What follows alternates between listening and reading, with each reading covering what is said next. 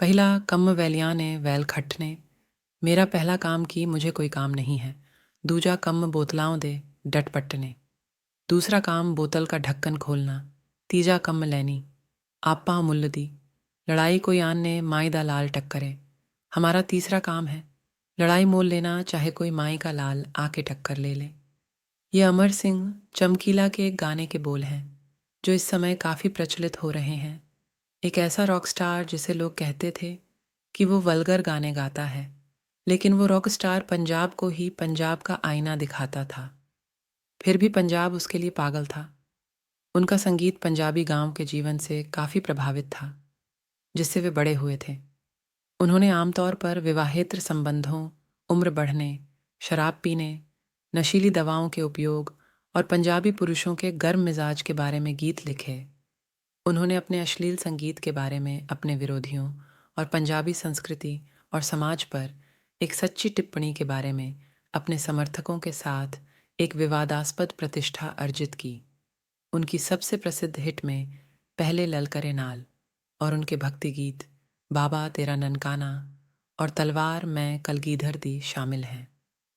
हालांकि उन्होंने इसे खुद कभी रिकॉर्ड नहीं किया, लेकिन उन्होंने व्यापक रूप से लोकप्रिय झट दी दुश्मनी लिखी जिसे कई पंजाबी कलाकारों ने रिकॉर्ड किया है। वह अपने पहले रिकॉर्ड किए गए गीत ताकुए ते तकुआ के परिणाम स्वरूप प्रसिद्ध हुए। वे वोल्गुर गायक थे। 80 के दशक में उस रॉकस्टार की डिमांड इतनी बेअरेच गई थी कि वो साल के 365 दिनों में 366 शो करता था। उस रॉकस्टार के गानों ने पंजाब को इतना प्रभावित किया कि आज हर पंजाबी सिंगर उस रॉकस्टार जैसा बनने का ख्वाब देखता है।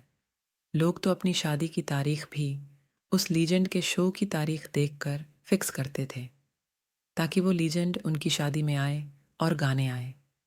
जहां उस दौर के बाकी सारे सिंगर 500 रुपये में शादियों में गाने आते थे और वो अकेला 5000 लेता था सिर्फ एक शादी में गाने को।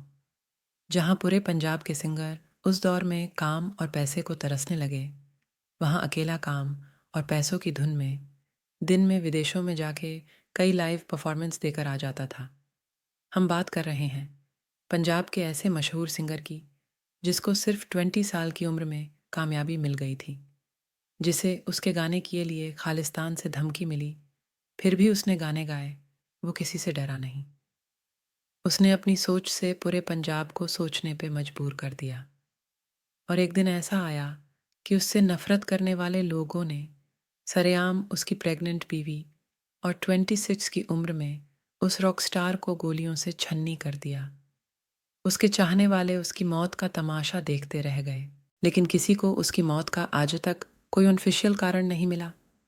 आज तक उसके गुनहगारों को सजा नहीं मिली। आज तक किसी को भनक नहीं लगी कि उसकी मौत का गुनहगार है कौन। आज तक उसकी मौत पूरे पंजाब और दुनिया के लिए एक पहेली बन के रह गई। क्यों किसी ने एक एफआईआर तक नहीं लिखवाई। कुछ लोग उसकी गायकी से प्यार करते हैं, कुछ नफरत, पर अंत में ये नफरत उसकी जान ले लेती है। इस फिल्म को बड़े खूबसूरती से फिल्माया गया है। इम्तियाज़ अली ने इस फिल्म के सीन बड़े अच्छे तरीके से कुछ पुरानी फ़ोटो और वीडियो से मेल खाते फिल्माए गए हैं। शूटिंग लोकेशन का भी बड़ा अच्छा ध्यान रखा गया। दलजीत और परिणीति चोपड़ा ने भी अपने किरदारों को बड़े अच्छे तरीके से निभाया है। दोनों ही एक्टर अपने खुशनुमा स्वभाव के लिए जाने जाते हैं, पर इस फिल्म में दोनों ने गंभीर रोल अदा किए हैं। मैं इस फिल्म को दलजीत दोsanjh की अब तक की सर्वश्रेष्ठ अदाकारी के रूप में देखता हूँ, और ये सब निर्देशक इम्तियाज़ अली का कमाल है। आपको ये फिल्म एक बार ज़रूर देखनी चाहिए।